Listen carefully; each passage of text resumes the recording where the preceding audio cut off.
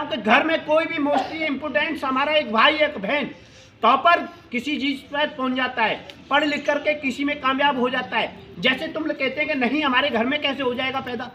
हमारे भारत में हमारे अम्बेडकर जी पैदा हुए थे, उन्होंने अपने संविधान को इस तरीक़ा से कंप्लीट कर दिया। भारत के कंप्लीट करने का, वो भी तो भारत का बेटा था, वो भी तो किसी माँ बाप का बेटा था, वो भी तो किसी परिवार का बेटा था।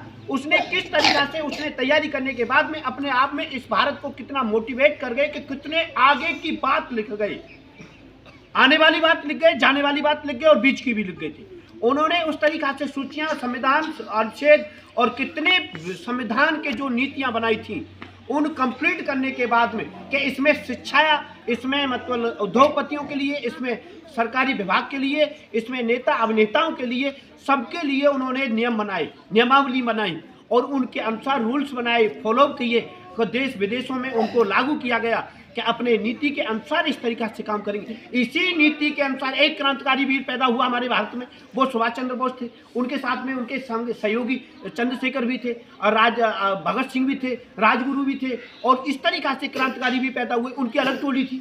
और एक हमारे बहुत बड़े बुद्धिजीवी और चाणक्य नीति में पैदा हुए, वो थे कौन?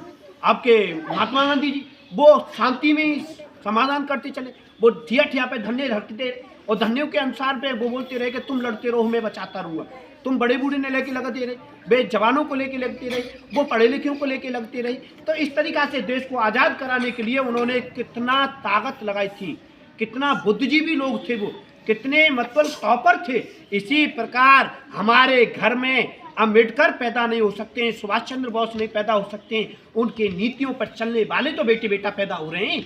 उनके अनुसार इस तरीक़ा से अपने देश को बनाने के लिए अम्बेडकर ने पूरी जान